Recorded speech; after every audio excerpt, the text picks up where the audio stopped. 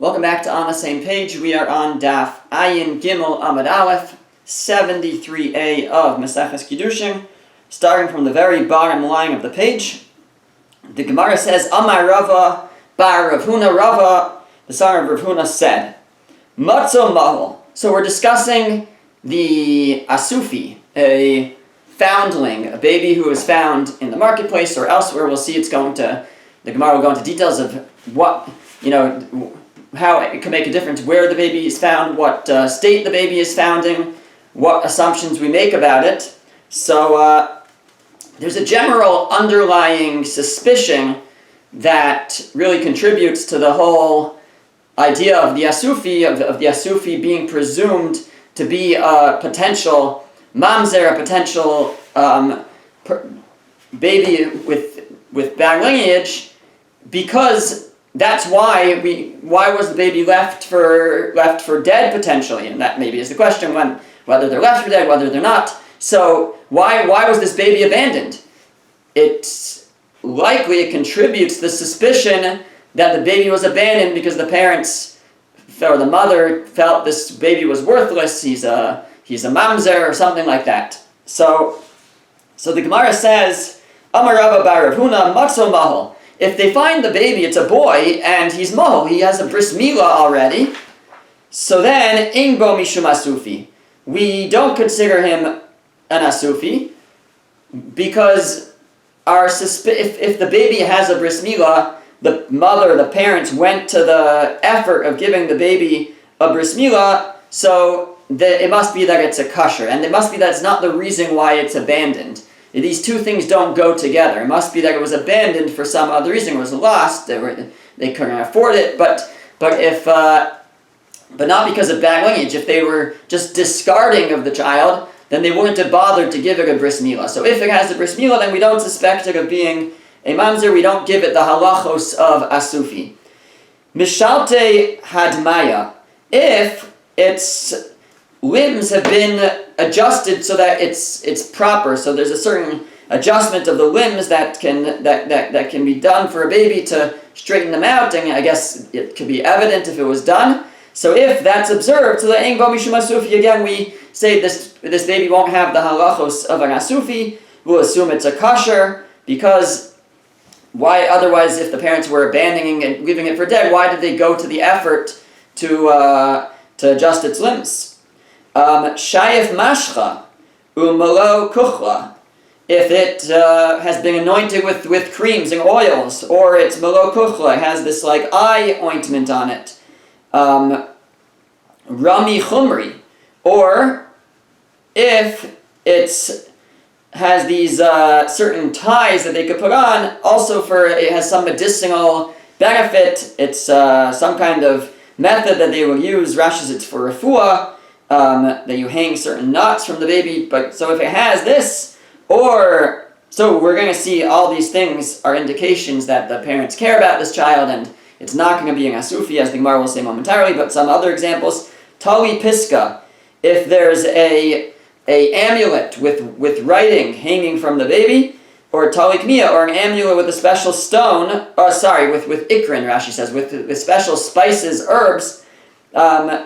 And these amulets are supposed to be, they could be like Kabbalistic or medicinal. Somehow they're supposed to be for the benefit of the baby.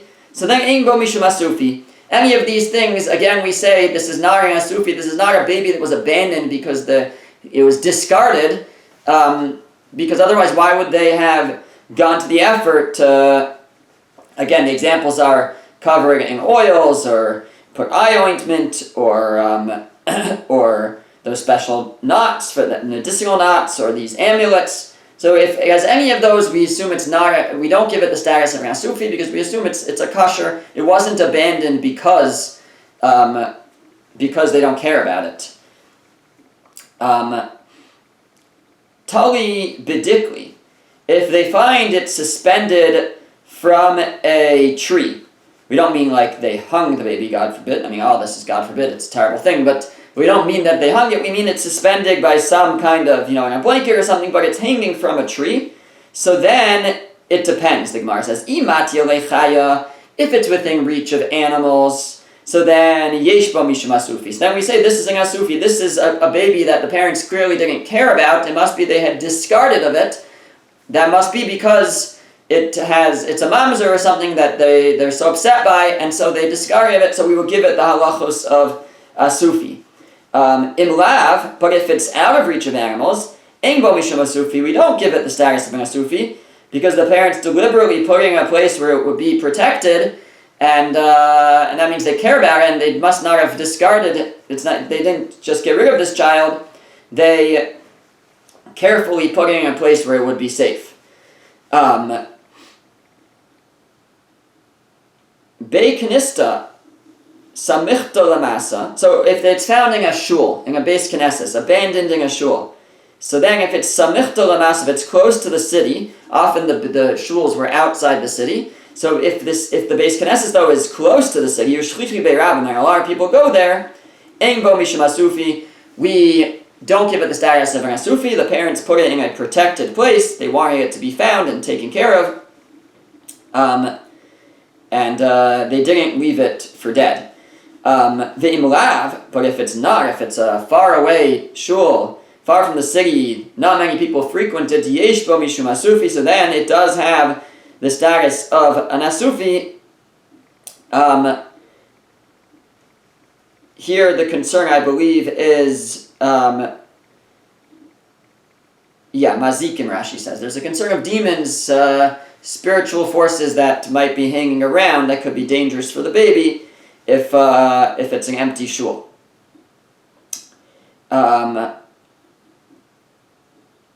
Okay, Amar Ameimar. Ameimar says, Hai pira de sufli, yesh bo mishum asufi. So a pira de sufli is a ditch that is used to put,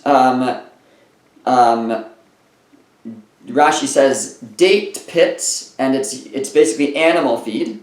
So it's usually outside the city. There's mazikin, there's demons and things. So if you find the baby in one of these ditches, that means they discarded the baby. That means we have to assume that it's of, or at least suspect it's a bad lineage. We give it the halachos of asufi. Charifta de nahara, if it's in the river, in a little boat, in the middle of the river, where many boats go by, ein bo mishum asufi, then it does not have the law of asufi, because they put it specifically in a place where many pass by and the baby would be found. But pashri, if they put it by the banks where less boats are passing, so then yesh bo mishum asufi, because that seems that they were leaving it for dead, because there aren't really many boats passing by the banks. Tzidei reshus harabim, on the if they leave it in the public domain but off to the side, so then ein bo mishum asufi. Then it's not considered asufi. It's considered of good lineage because that's a safe place. I guess there's no concern of getting trampled, but yet there's people there. So on the sides of the reshus harabim, we would assume the baby that they put it there for its protection, and there's nothing wrong with this baby. But in the reshus harabim, but if they put it in the middle of the public domain, it's dangerous for it there. So then yesh bo mishum asufi. Then we do assume that we do give it the halachos of asufi. We suspect that maybe there's bad lineage here. Amar Rava. Rava says uveshane ravon ein bo mishum asufi. But if it would be a time of famine, a time of hunger, so then we would not consider an asufi. Now, what was Rava saying that about? That's the Gemara's question. Had the Rava ahaya? What was he going back on when he said, "Oh, but if it's a famine, then we wouldn't consider an asufi." Ilemar reshus harabim. If it's going back on what we just mentioned, we just said that if it's in the reshus harabim, the public domain, we assume it's dangerous there, and we assume it's an asufi. We assume the parents left it for discarded it. So and Rava comes and says, but if it's a time of famine, then no. So the Gemara says, if he was talking about that, Aidi deshani ravon katule, because it's a famine, they would kill him. It's dangerous there. That shouldn't make a difference. If they leave him in a place where he can easily get trampled, he or her, this baby, in a place where he can easily get trampled, then it shouldn't make a difference if it's a time of famine. Again, the issue, the significance of it being famine, so then it's more understood why they may have abandoned the baby. They couldn't take care of it. It's not that they want it to die. They just can't take care of it, so they leave it for others to care for. But you don't leave it in the Rosh Hashanah in the middle of the public thoroughfare where it can get trampled. So that shouldn't make a difference. So rather, maybe it was going on the case of the sides of the Rosh Hashanah, the sides of the public domain. But my Yir Yashani Rabon. But why specifically in the times of famine? Even if it's not a time of famine, we said in the sides of Rosh Hashanah, that's a safe place. That means they care about the baby. That means we don't suspect it to be of bad lineage. It's not an Asufi. So rather ki itmar derava aha to Amar Rabbi Yehuda, Amar Rabbi Abba, Amar Rabbi Yehuda bar Zavda Amar Rav. So rather, when Rava said that it's specifically it's only that if it would be a time of famine, it would be different. He was going on the following statement of Rabbi Yehuda, the name of Rabbi Abba, the name of Rabbi Yehuda bar Zavdi, the name of Rav, and that was Kol Zman Shebeshuk Ave V'imo Ne'amanim Alav. Rav said that as long as the baby is still in the shuk, is still in the marketplace, it was just found, so then the parents would be believed to come forward and say, we're the parents, and this baby is a kosher. But nesaf min hashuk, but once the baby has been collected from the marketplace and is no longer in the marketplace, ein ne'amanim alav. They're no longer trusted to say it's their child and that it's a kosher. Rather, we would give it the status of an asufi in a case where it would be relevant. V'amarava, and my time. On the Gemara says, what's the reason? Why is it that once the baby has left the marketplace, we don't believe the parents anymore? So the Gemara says, Amarava ha'ol v'yatzalav shem asufi, because once he got the name of asufi, once whoever found him brings him out of the marketplace, and we label him or her an asufi, so then it's too late for parents to come forward and remove such a label. Once the name of asufi has been given to it, so then it has to stick.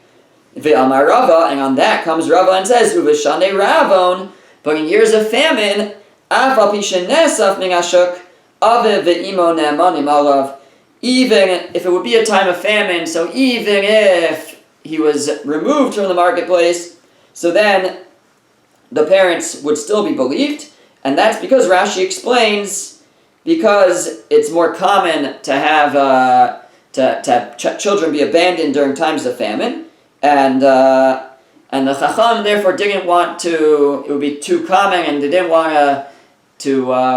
and basically more justified, more understood. They didn't want to negate every child who was, once there was a shame, once they got the name, once they got the label Asufi, they still allowed for parents to come forward after that because it was more common. But in a time there wasn't a time of famine, so then the rabbis did not allow the parents to remove once the baby was removed from the shuk and from the market, got the name Asufi, so then it was too late for them to come forward and try to correct the record.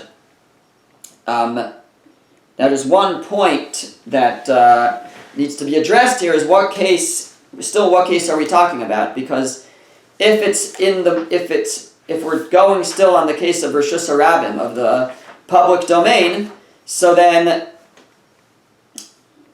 what's the case? We said in the public domain, in the Rishus Harabim, he's going to get trampled. We assume he's an Asufi. If it's on the sides of the Rishus Harabim, we assume that he's not an Asufi.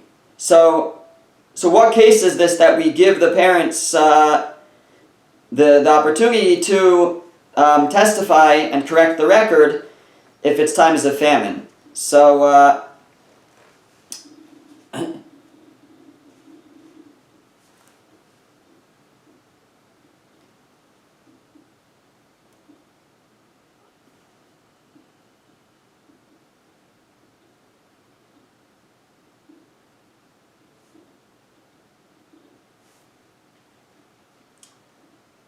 so what is the case?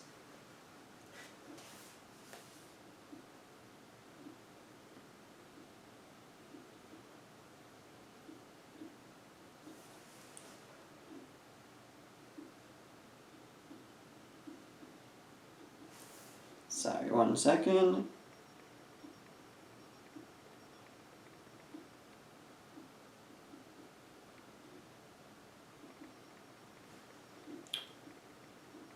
Okay. I thought I saw something about this, but I suppose we could be talking about...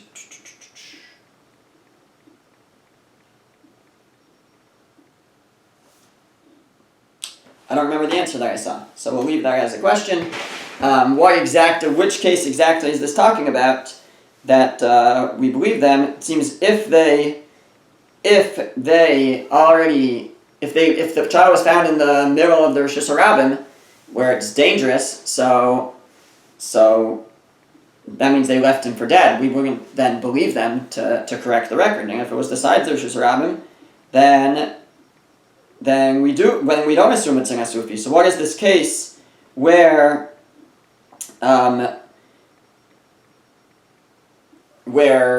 it will depend? We'll assume it's an asufi until they get home. Unless the parents correct the record, and we allow them to correct the record even after the baby has left the marketplace, if it is a time of famine. Okay, we still have to, I guess, visit that question. Okay, continuing the Gemara. The Gemara says, Amar Rav Chisda. Rav Chisda says, Shlosha ne'emanim la'alter. There's 3 situations where we believe somebody's claim as long as it's made right away. But if it's delayed, then we won't believe their claim. Elohein, and these are them. Asufi, Chaya, Upoteres, Chabrosela. And we'll explain what each of these is. Asufi is what we're talking about. Chaya is a midwife, and Poteres, Chabrosela, one who exempts her friends, and we'll see what that case refers to. So Asufi Hada Amran. The case of Asufi, where we give ne'emanus, we give credibility only right away, is what we just mentioned. That as long as the parents, assuming it's not a time of famine, then if the parents come forward right away while the baby is still in the shuk, still in the marketplace, then they're trusted, then they're believed to say they're the parents and the baby is a kosher. But once the baby has left the marketplace, that's it, it's too late for them to come forward. That's the case. That's one case where we believe the people only if they come forward right away. Chaya, what about a midwife? Titania, because we're learning a brisa. Chaya ne'emenes lomar ze yatsa rishon v'ze yatsa sheni. Let's say you have a woman giving birth to twins, and there's a midwife there.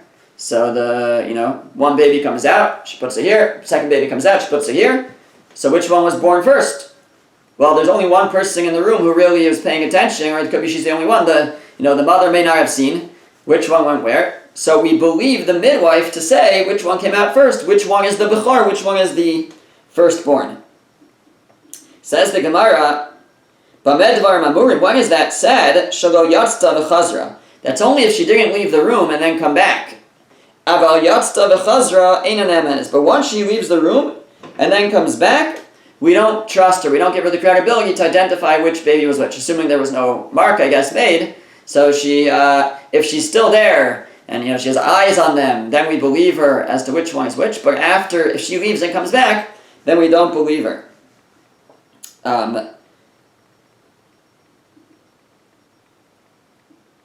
Rabbi Eliezer says, Huchzika al omda ne'emenes. If she is established on her spot, we believe her. But if she's not, then we don't believe her. And my beinayu, what would be the difference between these two opinions? One says she can't leave, and one says she has to be fixed on her spot. The difference would be, according to these opinions, what if she just turned her face away?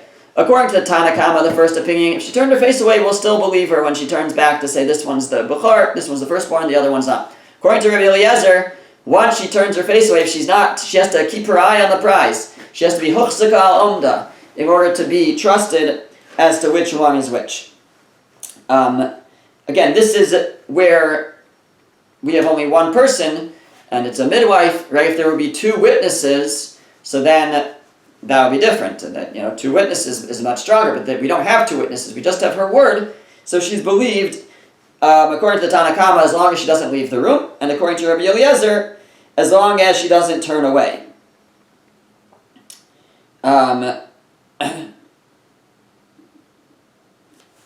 Okay, now that's a second case where she's believed right away, but not if it's delayed. And by delayed, I guess we mean if she leaves, or if it's not necessarily delayed. If she waits a few minutes, she'll still be believed as long as she didn't leave the room, according to the Tanna Kama, as long as she didn't turn away, according to Rabbi Eliezer.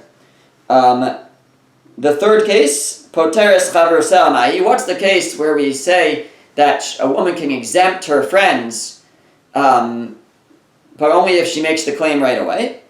Ditnar, this is what we learned in a Mishnah in Meseches Nida. The Mishnah says, Shalosh nashim shahayu yeshenos b'mita achas. If 3 women were sleeping on the same bed, v'nimtza dam tachas achas mehen, and they find blood underneath one of them, kulan tameos, we don't know who the blood came from, so they're all tameos, they're all considered to be of a nida status. When a woman menstruates, she becomes a nida, she becomes tamea, and in this case, we don't know who menstruated, who did the blood come from, so they're all tameos. But if batka achas mehen, if one of the women did a bedika, an internal check, v'nimtzeis tamea, and she found on the cloth that she used to do the bedika, to do the internal check, she found blood, so it's there's evidence that she's the one who's menstruating. He tameya v'kulan taharos. So then she's tameya, she's the one who's tameya, and the other ones are taharos, meaning that will exempt her friends, because now we can identify who most likely the dam came from, because we know that she's menstruating. And Amar Rav Chisda, and Rav Chisda says, Shebadka atzma keshir vest. It's only if she checked herself keshir vest, which basically means right away. She would have had to check herself immediately after they find the dam in order to be able to assume that it's her. But if she waits and only checks herself after a few seconds, so then it could be that she only started to menstruate now, and this dam came from someone else. The situation, the scenario where we would say that it must have come from her is if she checks right away, so that it's almost simultaneous that there's dam that we just found, and we know that right now she's already menstruating because she checks right away. But if she waits to check, so then she would not be able to exempt her friends. We have to assume that we have to be choshesh, be concerned that they're all tameos. They're all nidas. And again, this is our third example of where we give her credibility if it's done right away. In this case, she has to do an actual check. There has to be evidence, but it also has to be done right away. Okay, now back to the topic of the midwife. The Gemara now says, Tanu Rabbanan, the rabbis taught, Ne'emenes chaya lomar ze kohen v'ze levi, ze nasan v'ze mamzer. So you have a midwife. There's multiple women in the room, and one is married to a kohen, one's married to a levi, one is a givonai, and one is a nesinim, one is a mamzeres, and they all have babies. And we don't know whose baby is whose, necessarily, but the midwife does. So the midwife is believed to say, this one's a Kohen, this one's a Levi, this one's a Mamzer, etc. Bamedvar Mamurim, when is this true? Shalo Kara Aleha Shem Ir. That's where there was no protest of her claims. Meaning, she says it's a Kohen, but there's people saying otherwise. There's people saying no, it's a Mamzer. But But if there is protest, there's others claiming against what she's saying, then we don't trust her report. So the Gemara asks, what kind of protest are we talking about? How many people need to be protesting for us to reject her claim?